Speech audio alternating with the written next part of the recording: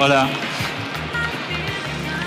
No sé si soy el mejor micropropagando, soy uno más de los que micropropagan. Y sí es una palabra muy difícil, micropropagación. Gracias por la invitación, gracias a todos los que están acá. Así que hablemos un poco de micropropagación.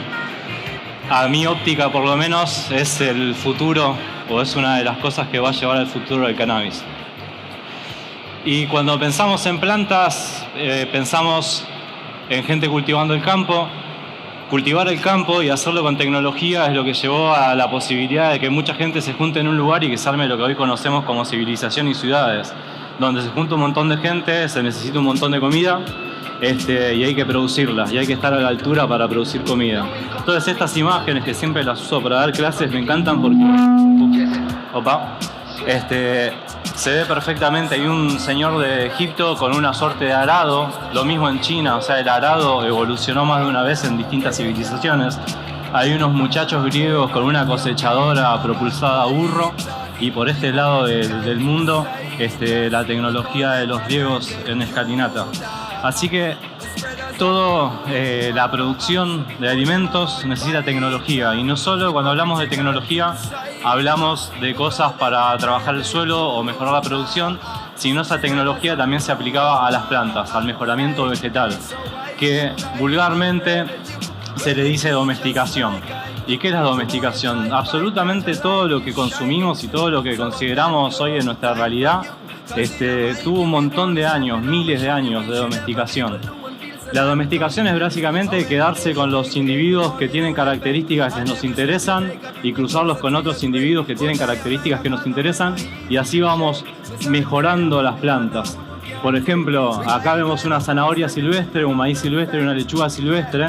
Si cada uno va a la verdulería y se encuentra con esto, no sabe qué es. Pero gracias a la domesticación y el mejoramiento, ya hace mucho tiempo las variedades comestibles lucen como las de abajo. A las civilizaciones mexicanas les debemos que el maíz sea como lo conocemos hoy por hoy. Así que desde hace muchísimo tiempo el ser humano viene haciendo mejoramiento vegetal. Y esta historia, que arranca más o menos 10.000 años antes de Cristo con el mejoramiento del trigo panífero, que hoy la harina es algo cotidiano, eso tiene 10.000 años de antigüedad. Pasamos por Mendel, que descubrió las bases de la genética trabajando con arvejas, y ya llegamos a hoy, que tenemos un montón de herramientas moleculares para hacer mejoramiento de precisión, que básicamente es acelerar los plazos del mejoramiento tradicional. Y llegamos acá en gran parte gracias al cultivo de tejidos, que arrancó como ciencia per se en el 60. ¿Y cómo arranca el cultivo de tejidos? El cultivo de tejidos en realidad arranca en 1910 en Austria con un científico que se preguntó por qué si un embrión vegetal es una sola célula y a partir de esa sola célula se genera una planta, ¿por qué yo no puedo tomar otra célula y regenerar una planta? Las plantas son organismos eucariotas, igual que nosotros. Cuando se reproducen hay dos gametas, el polen es la gameta masculina, un óvulo que es la gameta femenina que vive dentro de la flor, se encuentran en la flor y se fecunda y se genera un embrión. Ese embrión, que es inicialmente una célula, se divide en 2, en 4, en 8, que llega a ser lo que se ve allá, y esas son 4 células de la cara externa, del otro lado hay otras 4 células, y esas 8 células empiezan a dividirse y llegan hasta acá, que es lo que se ve un embrión maduro, donde vemos perfectamente ahí 2 hojitas embrionarias que se llaman cotiledones y una suerte de tallo, ¿sí?, que es muy muy pequeño, y vive adentro de la semilla. Y a partir de ese embrión muy pequeño, esa plantulita, después se genera una planta enorme, desde ser, no sé, un árbol o una planta de cannabis o cualquier planta que se les ocurra. Y la pregunta es, ¿cómo a partir de eso tan chiquitito se genera una planta enorme? Y eso es gracias a grupos de células que se llaman meristemas. En esta parte de acá hay un meristema que se llama meristema apical, que es el grupo de células responsable de generar toda la parte aérea de la planta, que se llama vástago.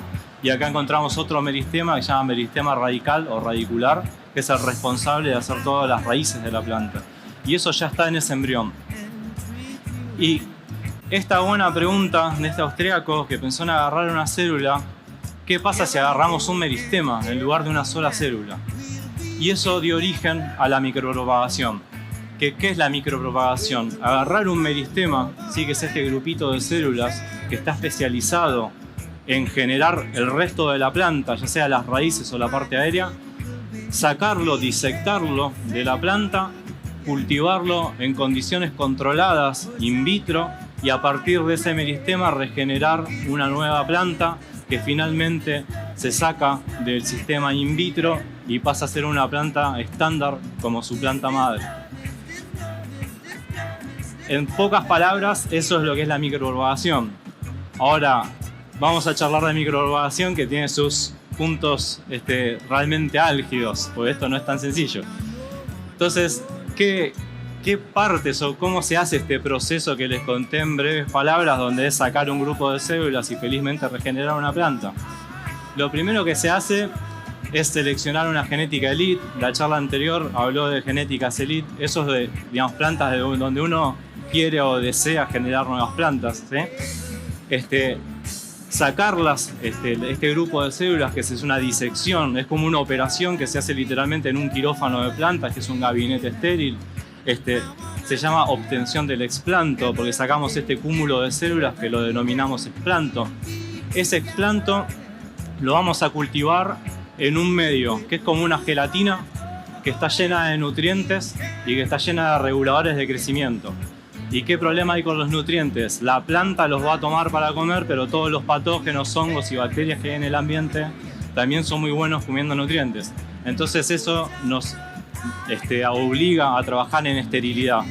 Completa esterilidad, que no puede haber absolutamente nada que contamine los explantos.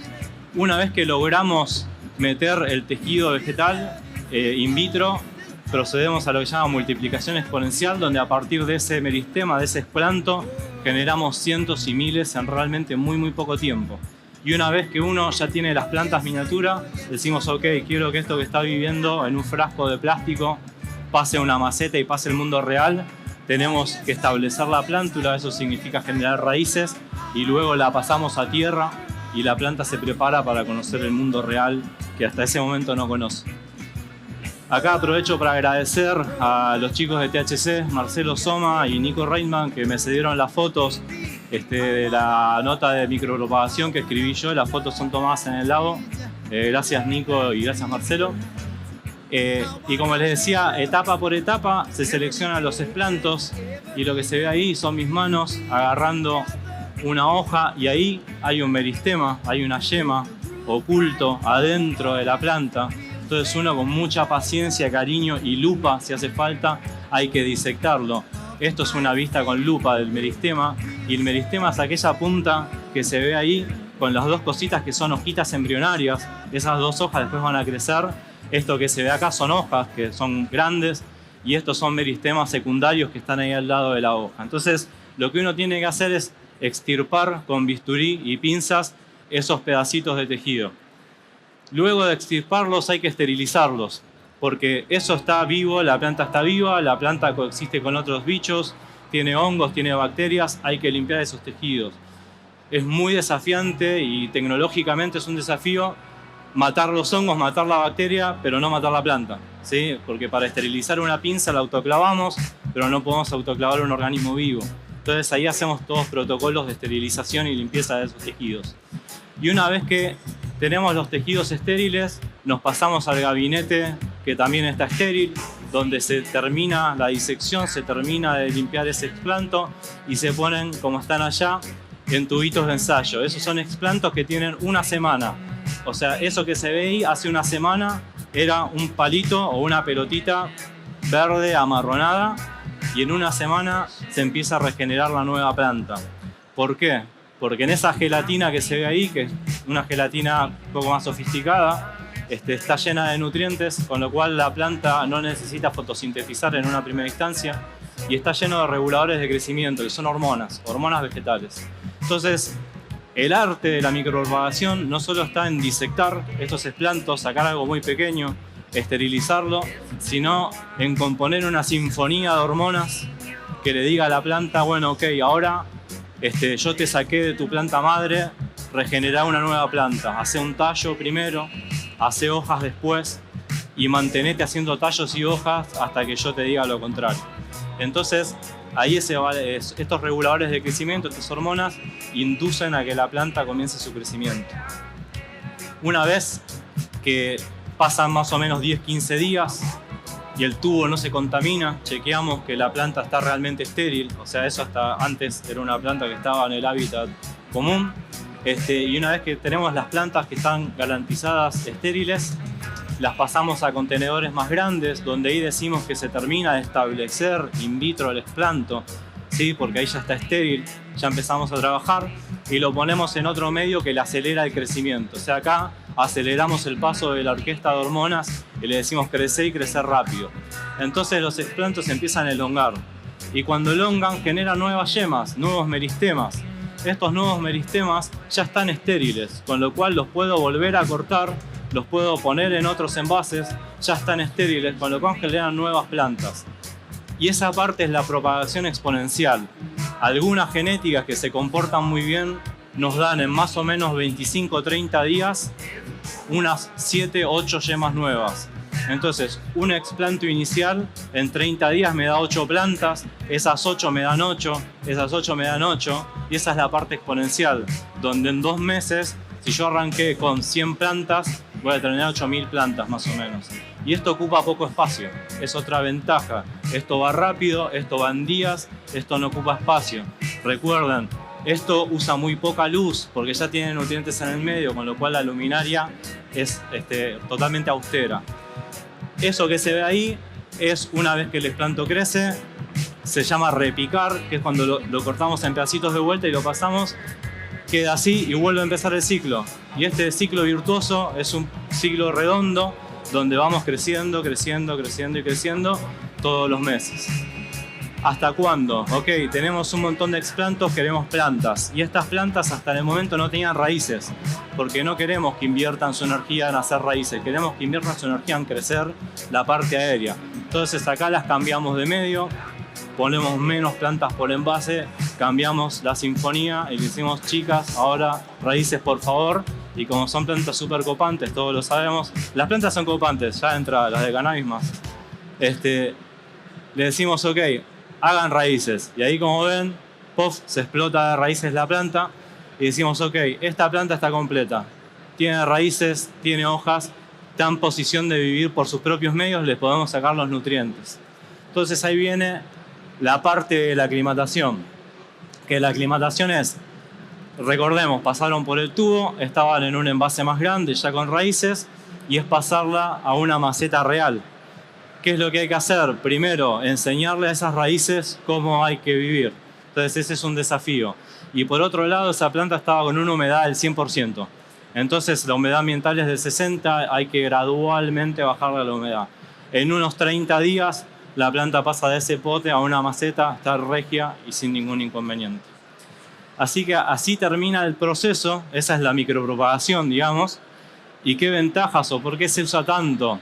Primero porque propagamos clonalmente, o sea, son todas plantas clones una de la otra, son todos individuos genéticamente idénticos, muy rápido, a gran escala, con espacios mínimos y recursos mínimos. Esto está garantizado que las plantas son libres de patógenos, porque los hongos y las bacterias las matamos al principio. Y el peor patógeno de las plantas son los virus. Una planta con virus no se puede curar, se muere. ¿Qué ventaja tienen las plantas? Que los virus no llegan a los meristemas, no infectan meristemas. Entonces, cuando sacamos un meristema, ese meristema está libre de virus, con lo cual esto nos garantiza plantas 100% sanas. También que esto se vaya replicando circularmente y que podamos conservar las plantas en estos envases estériles nos permite generar germoplasma, o sea, colecciones de genéticas in vitro. Y esta herramienta de poder trabajar a nivel células nos permite emplear las herramientas para hacer evolución acelerada y hacer edición génica y tener plantas mejoradas muy rápidamente usando herramientas de biología molecular. Estas tecnologías se usan para todos los cultivos intensivos, como ser los cítricos, frutales, hortalizas. Todos los cítricos que comemos se obtienen así, todas las bananas que comimos en nuestra vida se obtuvieron así. Y también se usan para los cultivos extensivos, maíz, soja y demás a campo, para generar germoplasmas y para generar modificaciones, ¿sí? A nivel comercial, ¿qué nos da? También nos da homogeneidad en el proceso y trazabilidad en el proceso, tener normas GMP, garantizar que cada planta es igual a la de al lado, garantizar que las plantas están libres de enfermedades. Usamos el espacio muy eficientemente. Un invernadero para unas 200, 500 plantas tiene un tamaño muy interesante y cuesta mantenerlo. Acá, con unas pocas estanterías iluminadas, podés tener decenas de miles de plantas. Nosotros en más o menos 6 meses sacamos 8.000 plantas. Es realmente muy rápido y en poco espacio. Se ahorran los costos de cultivo. Una vez que la planta está en el envase, no hay que hacerle nada. O sea, ya tiene todo ahí. Hay que revisar los envases una vez por semana para ver que no haya contaminaciones. No hay que regar, no hay que podar, no hay que hacer absolutamente nada. Eso nos da bajo costo. Y los tiempos, cuando uno quiere acelerar, acelera. Y los ciclos son de 20, 30 días. Cuando uno quiere frenar, se puede frenar. Y podemos guardar las plantas en el mismo envase más o menos 3 meses. Con lo cual, ahí ganamos tiempo. Esto hace que la micropropagación, hoy por hoy, el mercado de los clones dentro del mercado del cannabis es el 0,5% aproximadamente. Un clon tradicional por esquejado, ¿sí? Hay que hacer el esqueje tiene que enraizar, lleva su tiempo, no todos salen exactamente iguales. Después hay que cuidarlos, obviamente, hay que podarlos, hay que hacerle todo el manejo de cultivo. Con estas tecnologías, esos costos y esos tiempos se bajan un montón. Y otro pronóstico que hay es que la semilla, tarde o temprano, para el cultivo en escala industrial puede ser reemplazada, porque la semilla viene de un evento de reproducción sexual y ahí hay variabilidad. O sea, los hermanos de Messi no juegan bien como Messi y son todos hijos de los mismos padres. Eso es el problema de las semillas. Nosotros podemos agarrar una bolsa de semillas, sembrar y encontrar una planta que sea así y otra que sea así. Y esa es la variabilidad de la reproducción sexual, que es lo que le da el éxito a todos los organismos, que vamos cambiando y nos vamos adaptando. Evolutivamente está genial para adaptarse al medio. Ahora, si vos querés producir todas plantas iguales y homogéneas, es un problema. Con lo cual el mercado de clones micropropagados, o sea, no por esquejes, es algo que se pronostica que va a aumentar un montón los costos, las ganancias en la industria del cannabis en general. Y para ir cerrando, siempre que uno piensa en producción, en agro, en producción de plantas extensivo, en cantidad, pensamos en comida. O sea, es lo que por lo menos canónicamente se ve en la facultad de agronomía o uno estudia, siempre pensando o más focalizado en comida. Pero la realidad es que la mayoría de los medicamentos vienen de plantas. Y eso es algo que no sé por qué la humanidad perdió de vista, de objetivo, ¿sí? Del 2600 a.C. se encontró tablillas de arcilla con recetas de más de 1000 medicamentos a partir de plantas. También se encontró el papiro de Ebers, esto en 1900. De hecho, se puede comprar la versión impresa del papiro de Ebers. Hay más de 700 recetas de medicamentos de plantas, esto de 1500 a.C. O sea, los humanos no solo cultivábamos para comer, sino cultivábamos para tener medicamentos para vivir mejor. Y esto eventualmente lo hemos perdido de vista. En estas 1000 plantas, en estas 700 plantas estaba el cannabis. Hoy por hoy, por suerte, en 2019, un grupo de antropólogos encontró en una aldea que excavaron en China. China es el lugar de origen evolutivo del cannabis, ¿sí? En el 2019, en estos restos de lo que pareciera ser una aldea de gente que vivía ahí, encontraron unos cuencos. Esos cuencos se usaban para quemar hierbas, para terapias medicinales. Cuando analizaron el residuo de combustión de estos cuencos, encontraron que estaban estallados de cannabinoides. La datación de estos cuencos son 5000 años antes de Cristo. O sea, hace 5000 años ya los humanos usamos el cannabis para tener un mejor estilo de vida, vivir mejor y tener salud. Así que venía todo regio.